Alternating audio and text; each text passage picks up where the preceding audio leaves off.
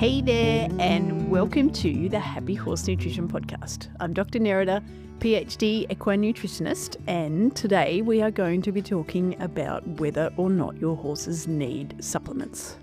So if you walk into any feed store or saddlery, you will find shelves full of supplements, and therefore all kinds of ailments that your horses might experience, or to enhance performance or improve coat condition or hoof condition.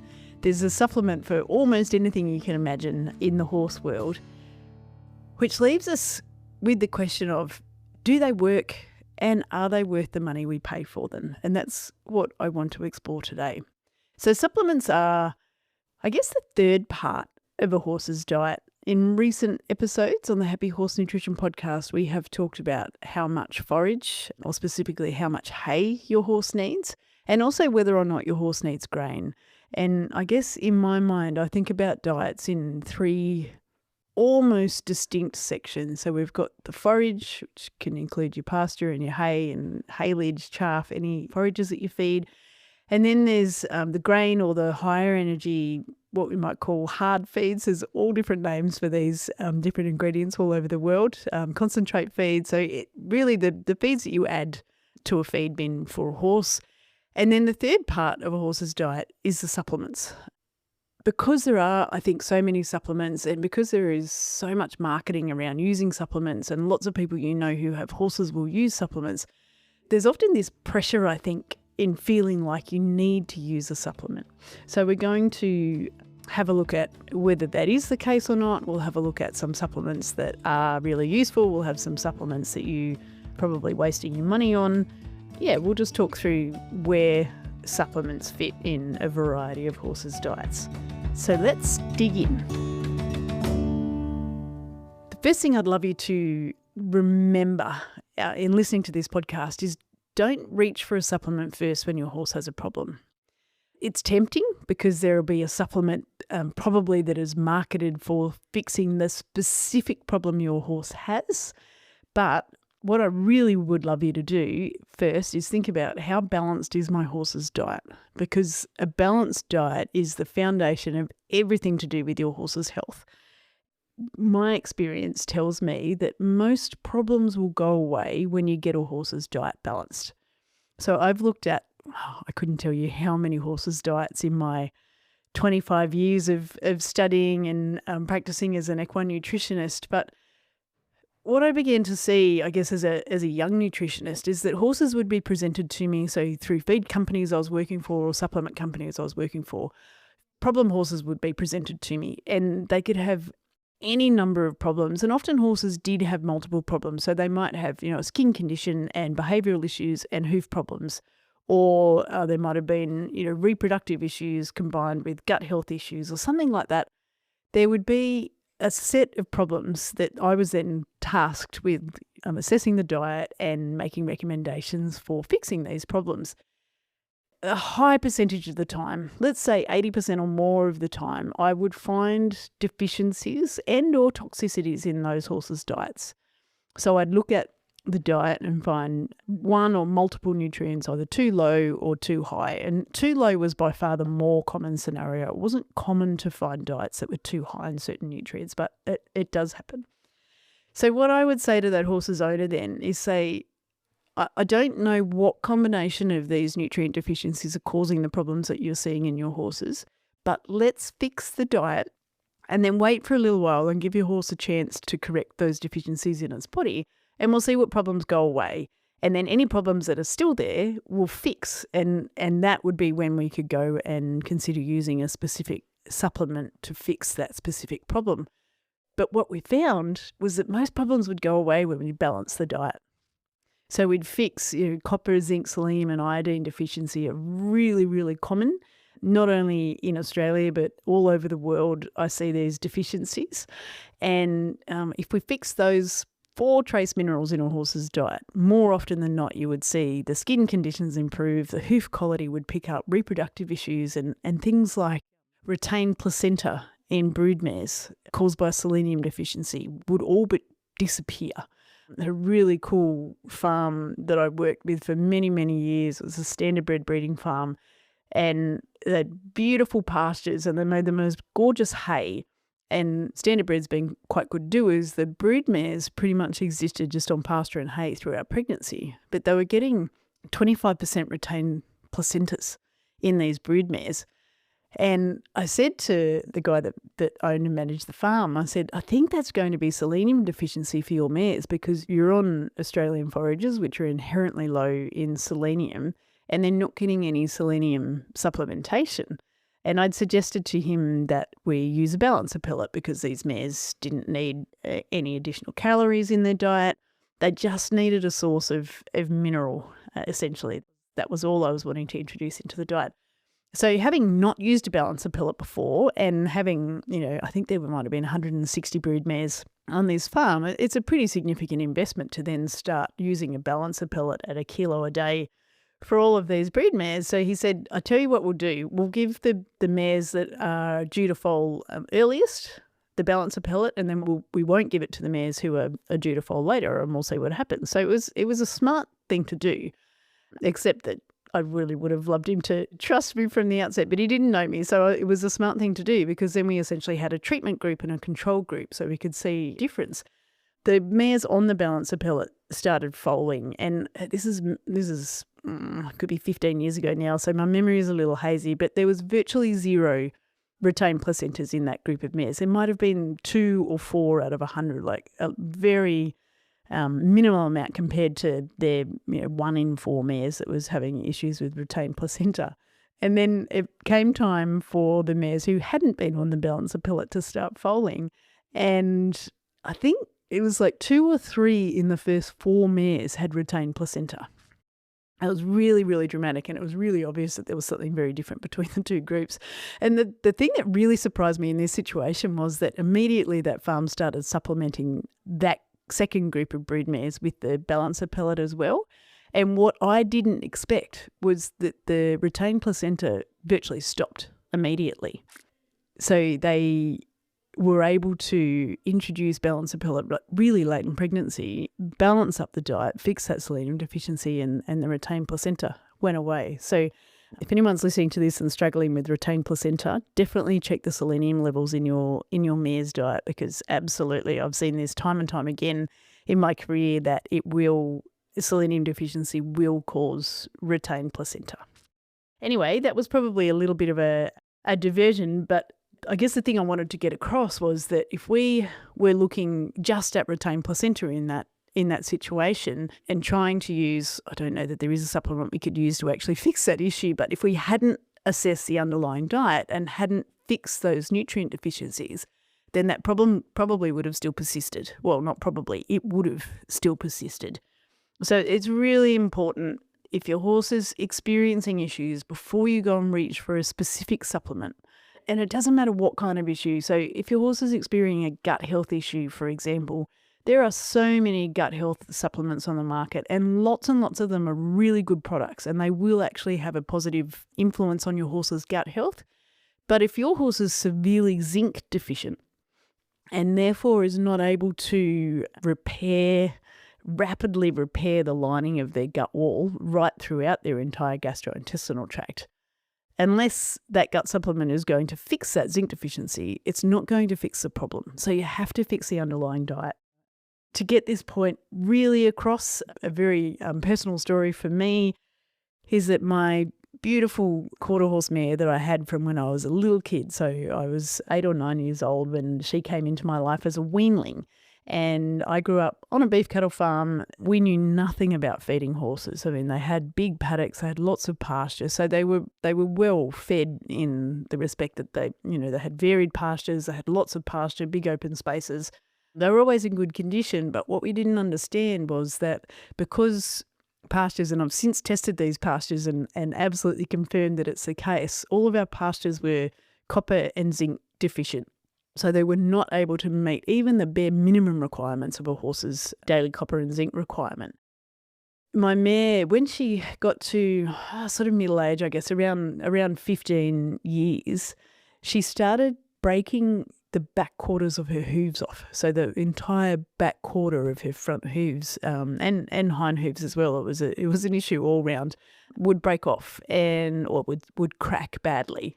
And then she'd be very lame, of course, and I wouldn't be able to ride her for a period of time, and we'd put shoes on her and try to get the hooves to grow back.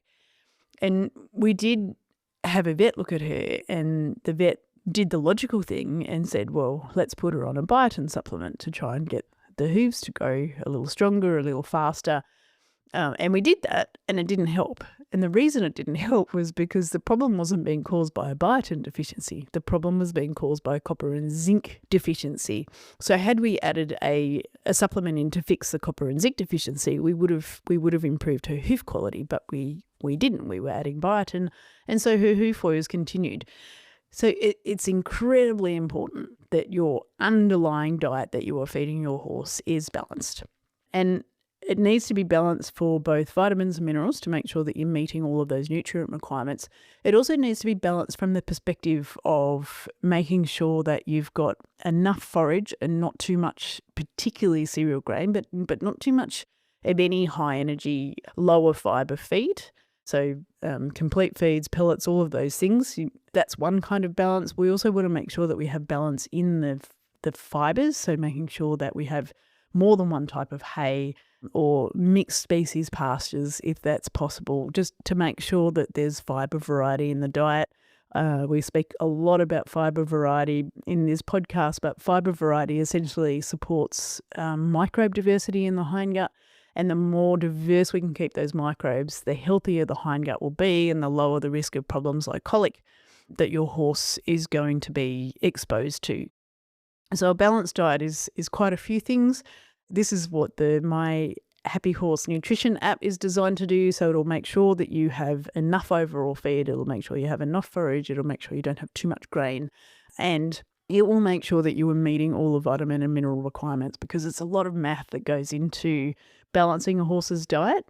So these tools that I build essentially allow us to see exactly what is in a diet really quickly and very visually, so that you can identify that there is a copper or zinc deficiency, or there is a vitamin A toxicity, which I have come across in racing stables in Japan. All these horses had really flaky, scaly, sort of dandruffy skin, and I couldn't figure out why, except that the documentation that came with the custom feed that was being made for them was saying that there were these massive levels of vitamin A in the feed.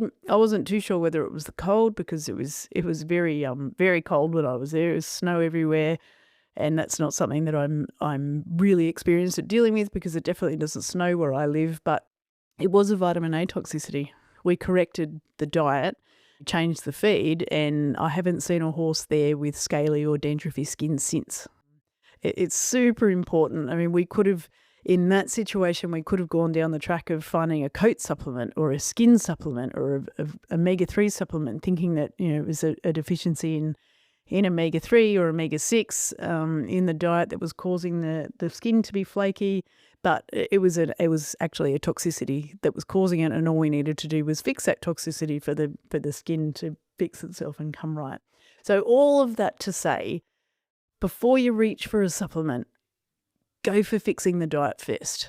And that is where the first group of useful supplements come into play. So a lot of the supplements that you will see on the shelves, and many of the supplements that I have formulated for various companies over the years, are actually vitamin and mineral supplements. So their sole purpose in life is to be added to a diet to top up the levels of vitamins and minerals that are likely to be low in your horse's diet.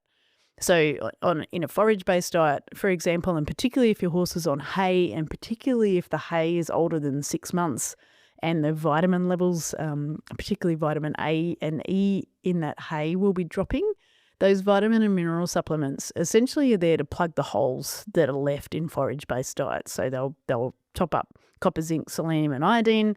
If you're in a selenium-rich area, you will have supplements that are much lower in selenium than those of us who are in low selenium areas around the world. You should also have vitamin A, vitamin E, and you'll often see lots of the B group vitamins in those vitamin and mineral supplements as well. So they are incredibly useful products when you need to balance a diet.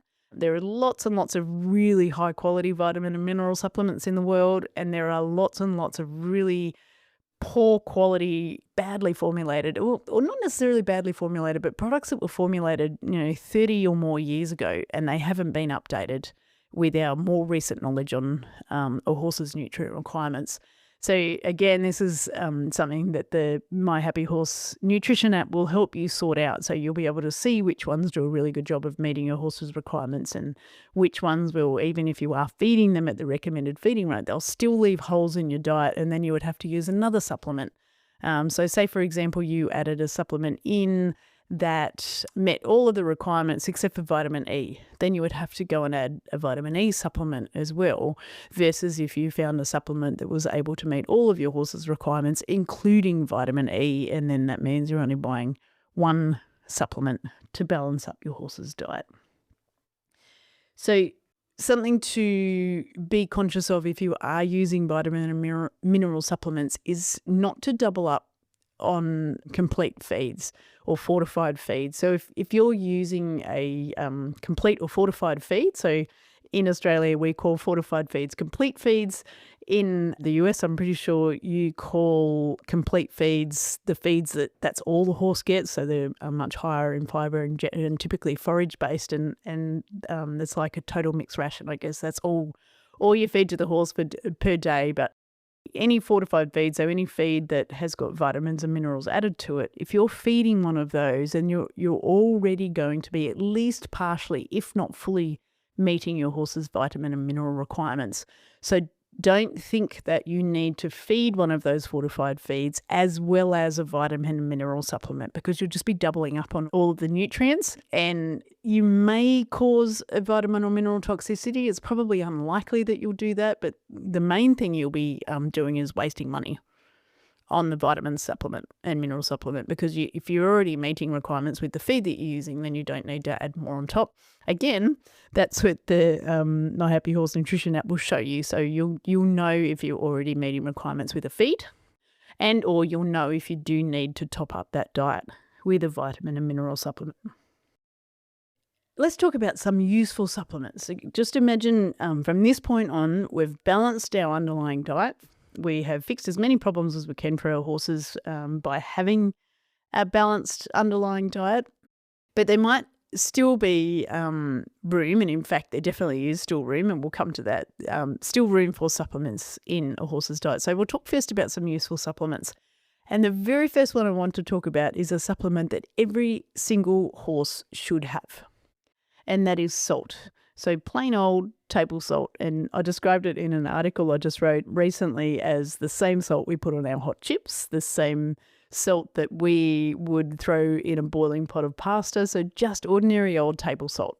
And the reason every horse should have access to salt is that their requirement for salt varies depending on the climate. So salt is made up of sodium and chloride, and sodium and chloride are two of the most abundant electrolyte minerals in a horse's sweat. So essentially, the hotter it is for your horse, or the harder your horse works, or the more humid the weather is, which makes them sweat a lot more, the higher their salt requirement is going to be. And if they run out of salt, they can't sweat properly. And if they can't sweat properly, particularly if you're in a hot and humid climate, they are going to overheat. I will do an entire podcast on this topic at some point in time, but for now, it's enough to know that every single horse should have access to free choice salt. You may or may not need to add salt to their feed, and in some cases, if you add salt to a horse's feed, they don't like to eat their feed very much anymore. I've got a little mare here, Popcorn, and she just doesn't like salt in her feed, and yet they always have access to free choice loose rock salt in their yard or their paddock, and she will happily come and consume the salt out of that free choice tub. But if I add it to her feed, she doesn't want to eat it. So at a very, very minimum, please make sure that your horse has free choice access to salt. You can use a salt block, but the horses' tongues are very soft. They're a lot like our tongues. So licking a compressed salt block that are made mainly for cattle who have got very, very rough tongues is not ideal for horses. And what you'll find is that they have to chew at them more so than lick them, because it hurts their tongue to lick them.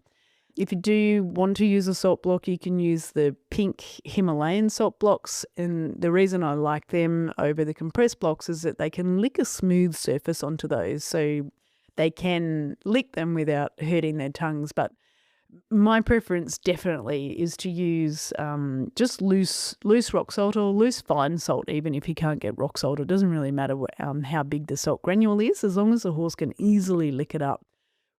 Extra important for horses in hot and humid climates or horses who are in work, because they have massive salt requirements. In fact, in tropical sort of environments where it is very hot and very humid over the summer period, your horse will sweat out about 70 grams of salt just standing around trying to keep cool every day.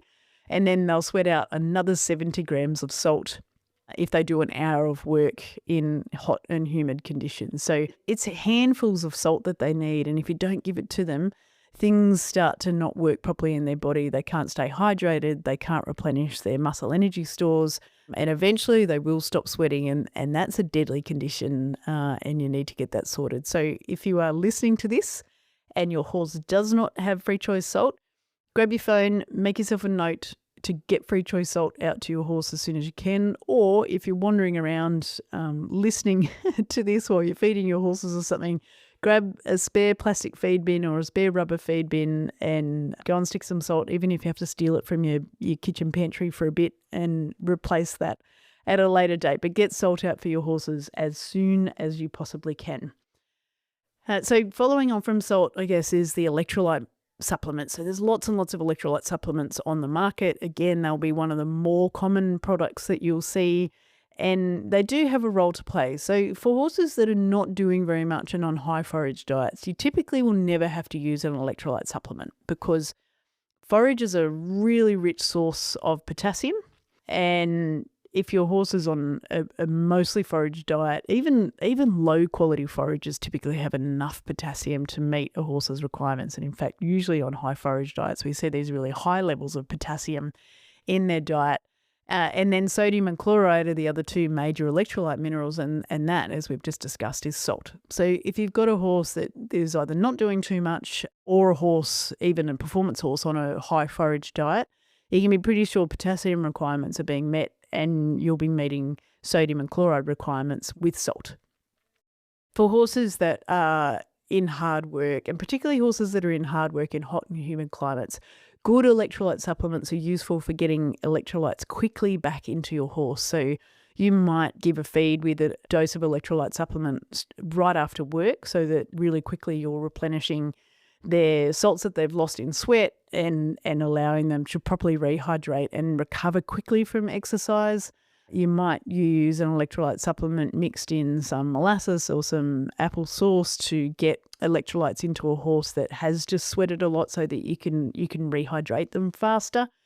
There's lots of scenarios, I guess, where electrolyte supplements are useful. They're really useful for, say, race horses who have raced that day, so they typically have some travel involved, and typically have long periods of time where they're off feed, so they haven't been able to eat any electrolyte in their feed for the day. So putting an electrolyte supplement in their feeds for a day or two after they race is always a useful thing to do, provided it doesn't affect the palatability of the feed. If you find it affects the palatability, then it's good to give them the electrolyte either as a paste you make yourself from a powder, or you can use one of the electrolyte pastes that are available. Just if you do use an electrolyte paste, or you give a horse electrolyte in their feed, make sure they have free access to water for at least 3 hours after you give it to them. So never ever give a horse an electrolyte paste or powder right before you travel it, for example, where it's not going to be able to get access to water, because the electrolyte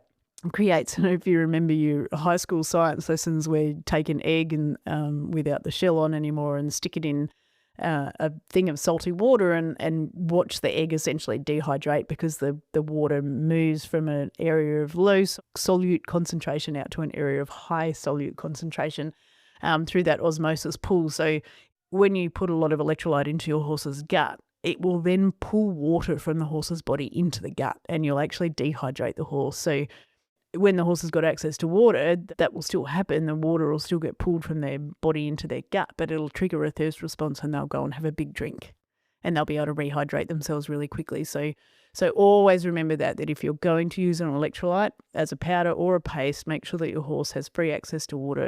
And my rule is for at least 3 hours after you give that supplement.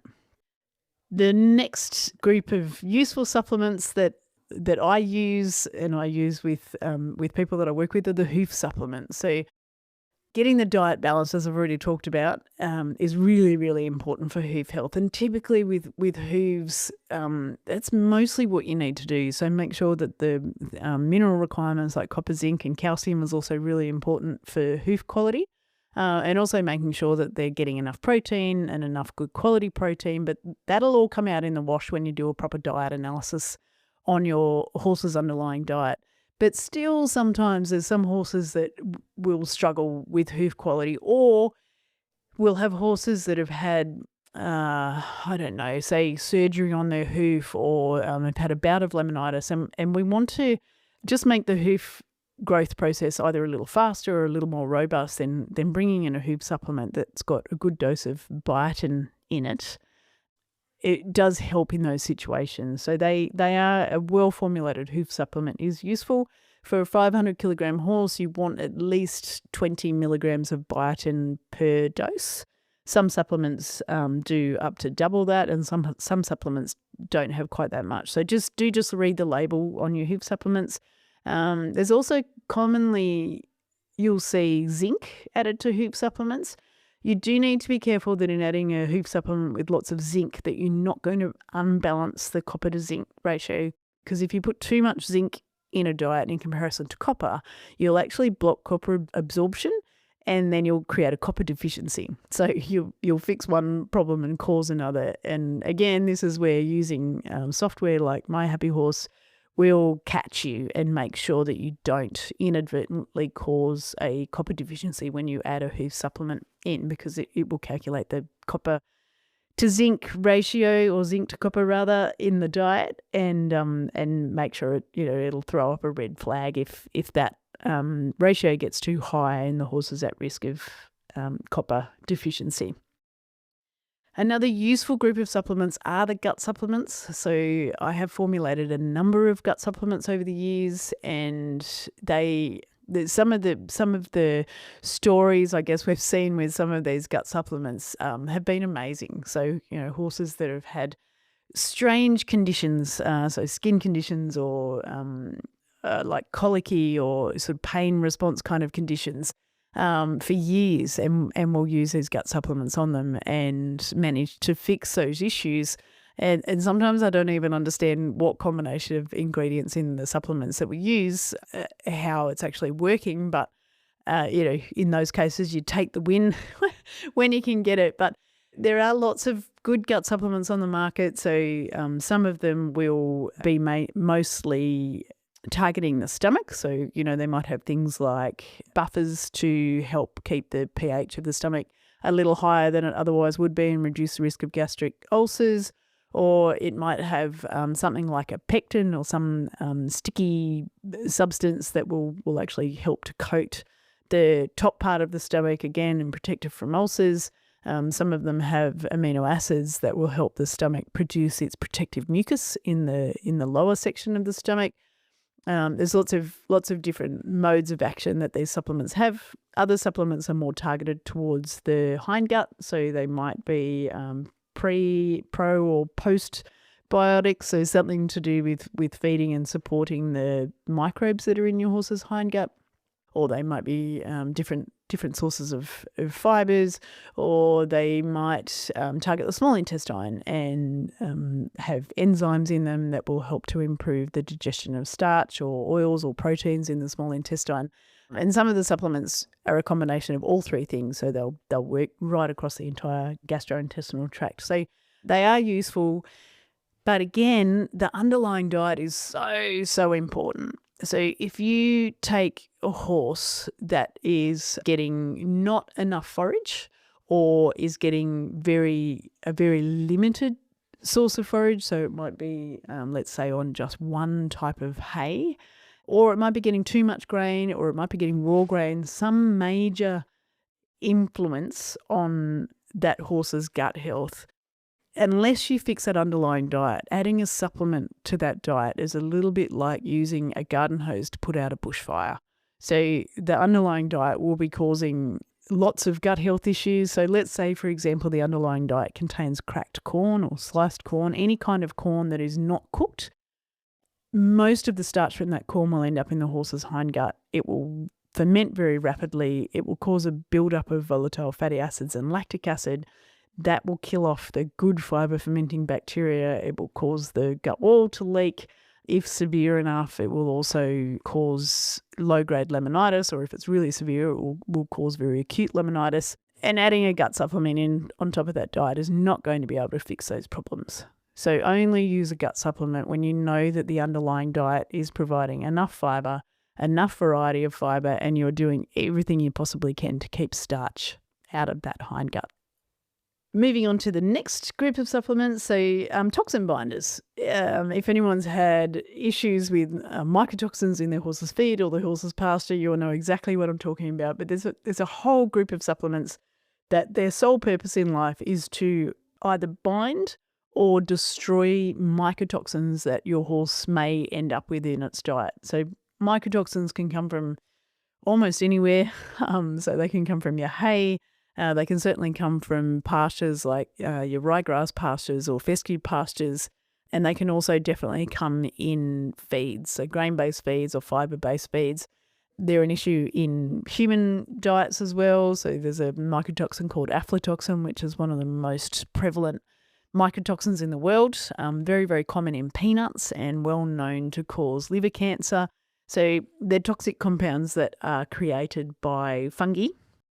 They're funny things. So depending on climates and seasons and, when you got rainfall and temperatures, when grain was harvested, they'll ebb and flow through the feed chain. We saw a couple of years ago, I can't remember exactly when now, but we saw a couple of years ago a massive spike in the occurrence of DON toxin, also called vomitoxin, in horse feeds in Australia on the East Coast. And luckily, the most obvious symptom of that mycotoxin that the horses will just stop eating the feed. And so we had horses that all of a sudden weren't eating these feeds that, they were feeds that I'd been working with for sort of 15 to 18 years and never did we have issues with the palatability of these feeds. So as soon as horses stopped eating them, I knew that something was pretty wrong, and grabbed samples and tested them straight away and confirmed that yes, there was DON mycotoxin contaminating those feeds. So, and it's a very, very rare thing to see that in my part of the world because we typically don't harvest our wheat during wet and cool conditions. It's normally hot and dry. So we just happened to have a harvest that was wet and cool and ended up with all this DON mycotoxin in our wheat. So they are something that more and more I am starting to use just on a precautionary basis. So using them in feed formulations and recommending that people do use them, especially when there's a little bit of an unknown factor in the quality of the feed or, if it's hot and humid and wet and there's lots of sort of old standing pasture, we can see problems with mycotoxins then. So they are a useful group of supplements. There are lots of different types of mycotoxin binders. And again, I'll have to do a whole podcast just on this topic because some of the toxins have got a charge and then the toxin binder, so positive or negative, and then the toxin binder has an opposite charge. And it's literally like using a magnet to pick up iron shavings. So it just literally binds through electrical charge. But then there's lots of other mycotoxins that do not have a charge and you can't pick them up and bind them like that. So they require a little bit more sophisticated approach where you're actually trying to destroy those mycotoxins in the gut as opposed to bind them. But do your research if you are using a mycotoxin binder. Make sure that you get one that is known to be effective against the mycotoxin you are trying to have an effect on. But yeah, definitely a useful group of supplements and not something that you can fix with a balanced diet. So you can have the most beautifully balanced diet, but if you've got mycotoxin in one of your ingredients, then you're going to have issues with mycotoxin toxicity and you stop feeding that particular ingredient if you know which one it is, or you use a toxin binder.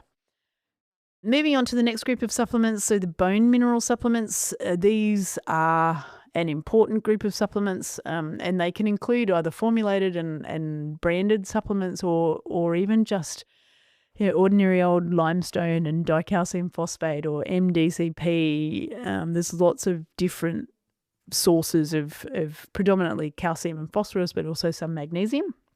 And they are really useful in situations where, and in fact, not even just useful, they are essential in situations where, usually due to a high oxalate pasture, your horse will have elevated calcium, phosphorus, magnesium requirements. If you don't use something like a bone mineral supplement to meet those requirements, the horse will end up with essentially osteoporosis, very weak bones, because the horse will pull the calcium, phosphorus and magnesium out of its bones to maintain blood levels of those minerals, because it's really, really important to maintain the blood level of all those minerals, because otherwise you can't generate any energy and you can't contract and relax your muscles. And the heart, of course, being a muscle, if you get calcium, magnesium deficient, then the heart will stop beating and that's game over. So it's so important to maintain blood levels of those minerals that your horse will just pull from the reserves in their bone to the point where they'll make their bones so weak their bones will start to just break. And this is what we see on horses on Kikuyu or buffel grass or Soteria pastures, is that they become so calcium, phosphorus, magnesium deficient that their bones just snap. It's not a place you want to end up with your horses. And so that class of supplements become incredibly important if you're in that situation where your horse does have elevated mineral requirement.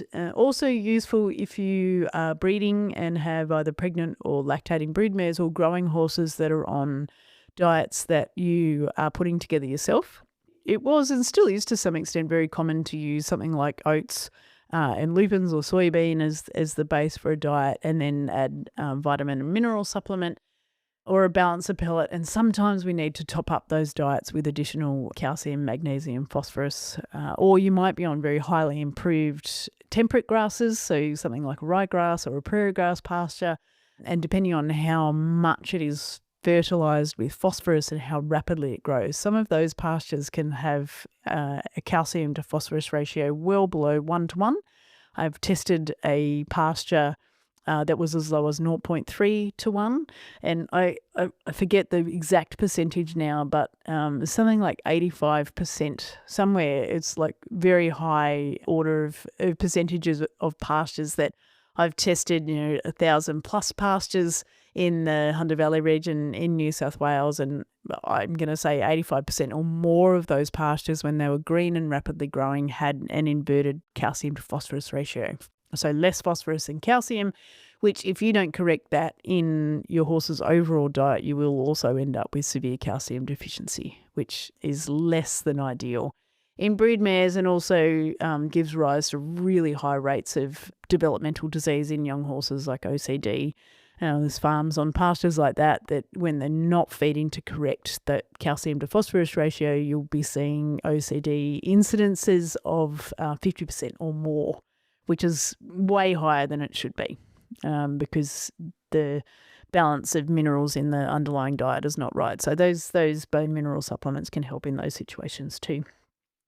Vitamin E, there's lots of vitamin E supplements on the market, and they are useful. So usually when vitamin E comes into play is when your horse is on a conserved forage, so a hay or a haylage, and that conserved forage is more than 6 months old.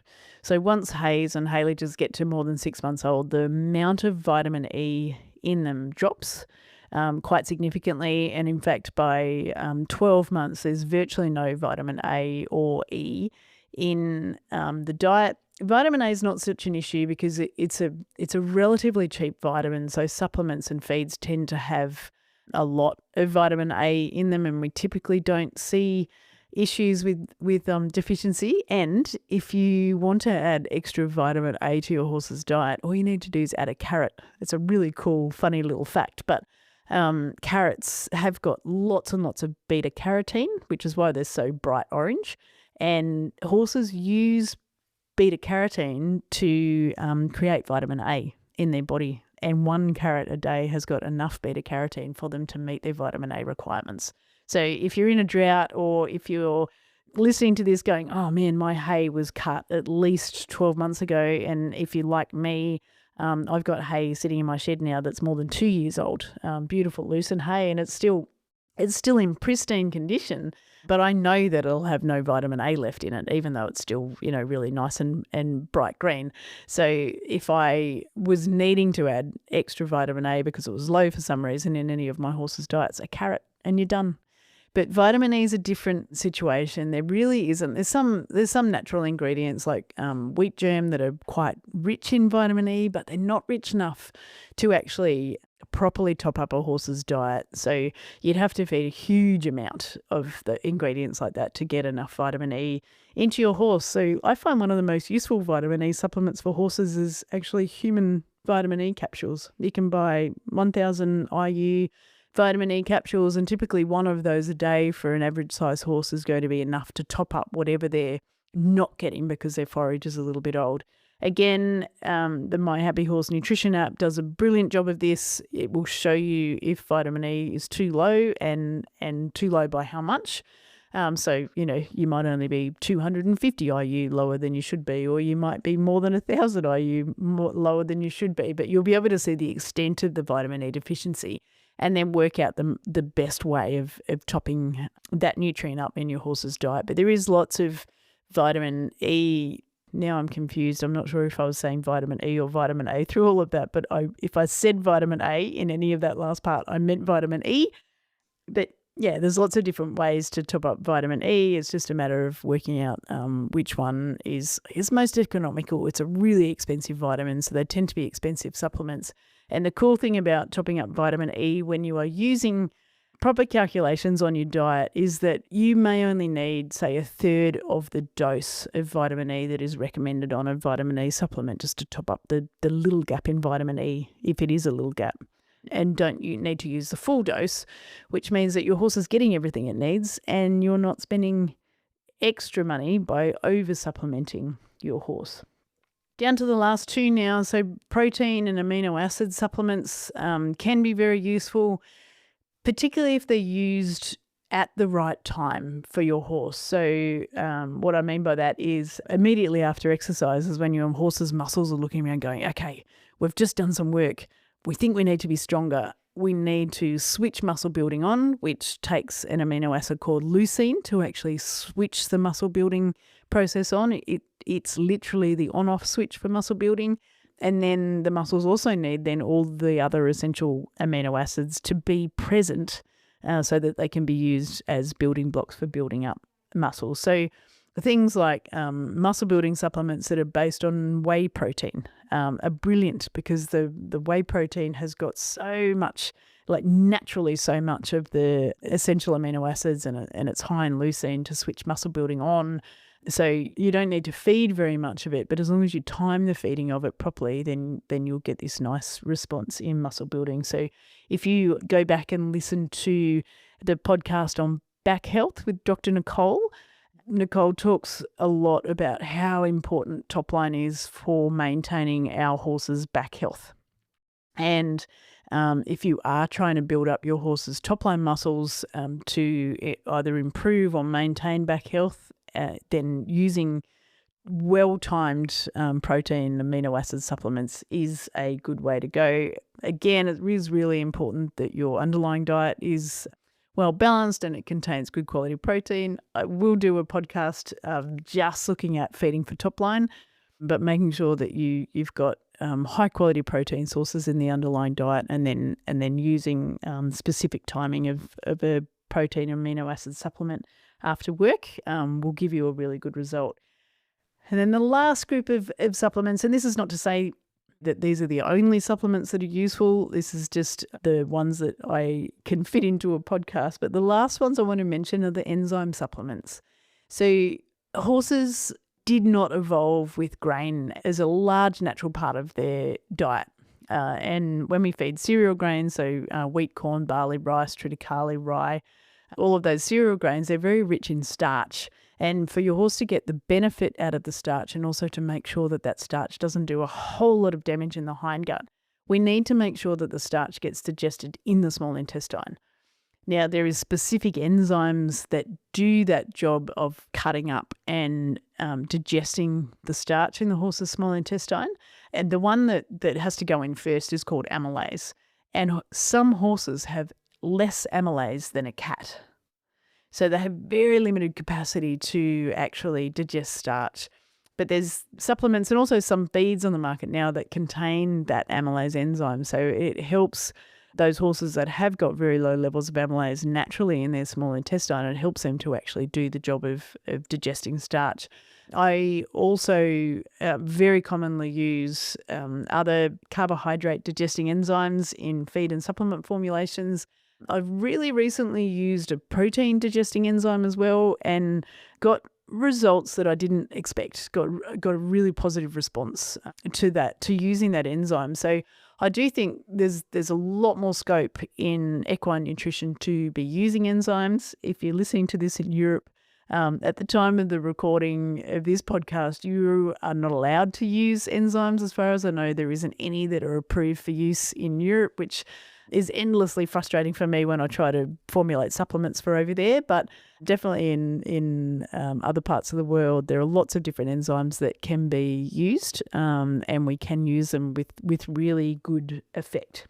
There are some supplements that are less than useful and more than likely not a good way to spend your feed and supplement budget for your horse. So some of the more traditional joint supplements, and if you haven't already, I'd really recommend going and listening to the podcast with Dr. Brian Nielsen and Renee Harboe about joint supplements in horses. It's a 2-part series, well worth listening to. There's behavior supplements that are based on tryptophan or tryptophan, depending on how you say it. And there really is no research to show that is of benefit when trying to modify a horse's behaviour.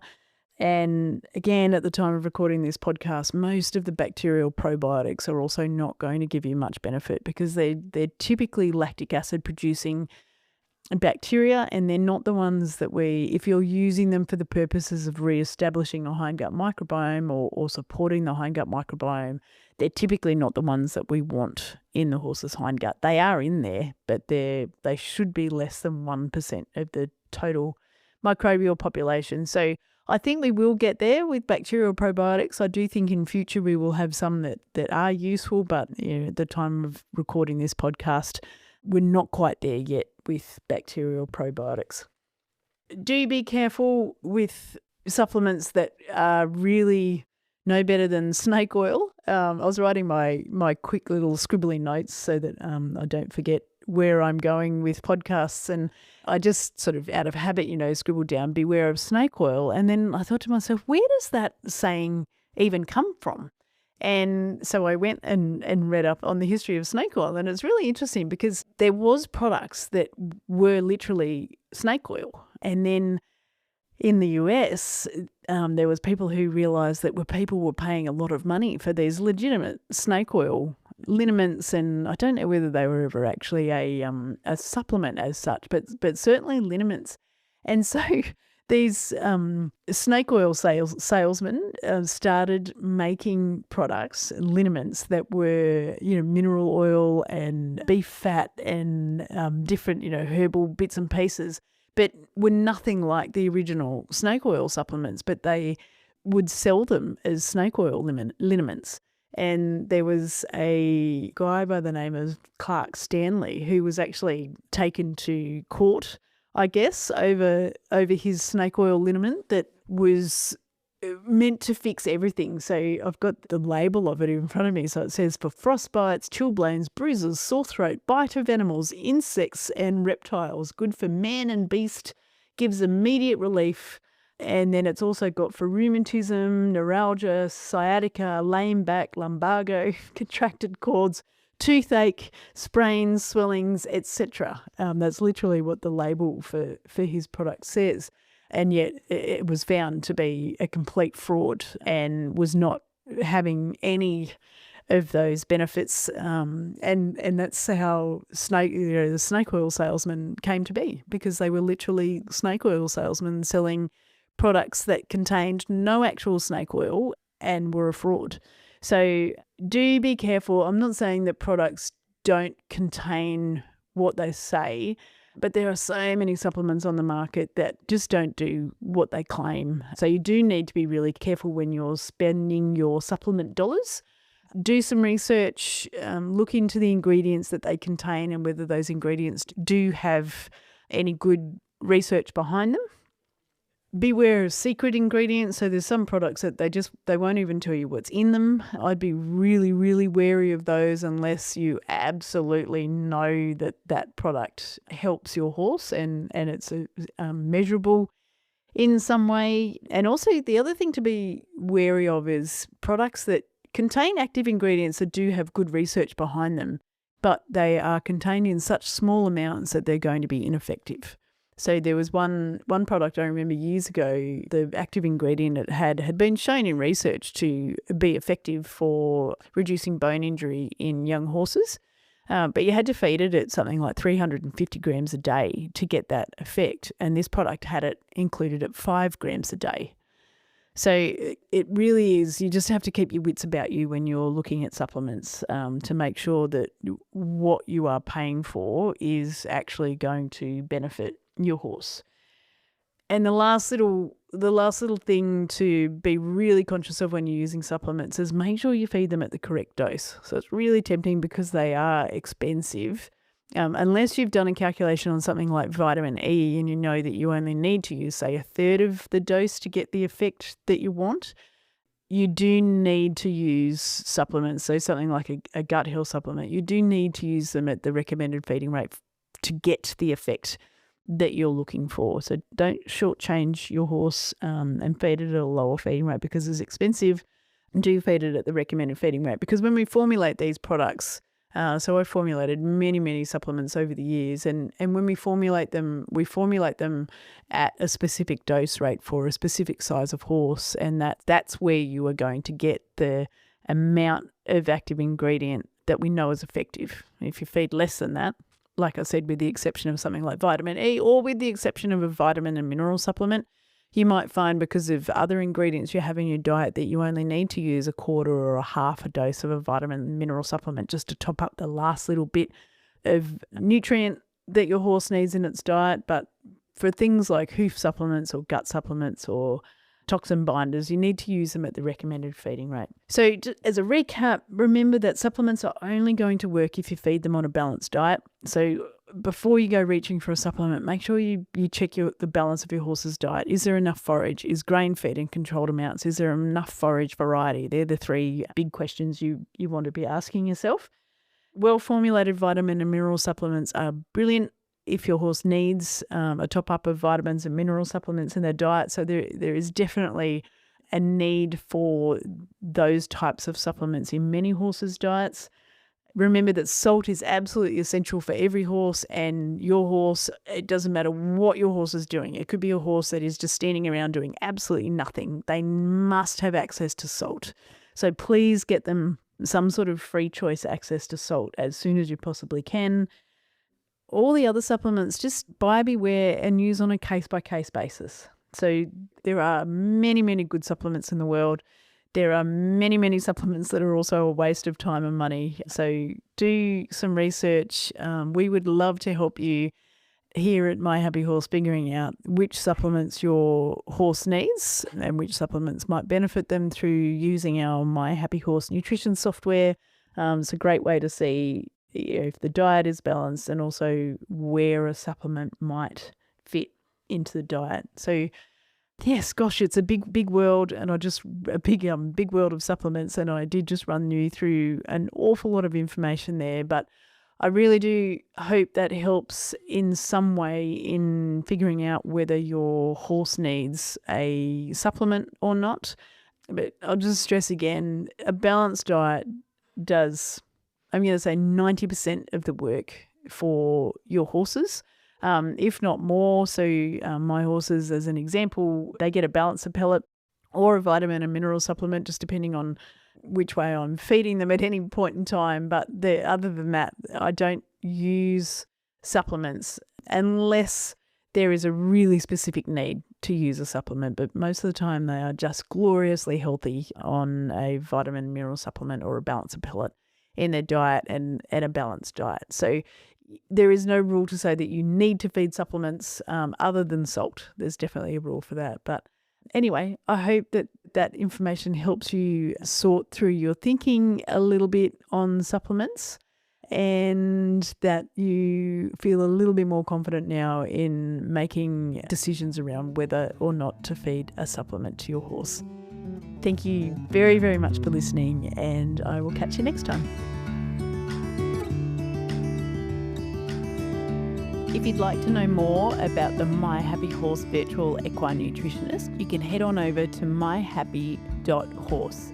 And also while you're there, check out the Dr. Nerida AI, which is me in AI format. And that version of me is happy to answer your questions about horse nutrition 24/7. Thanks again, and we'll catch you soon.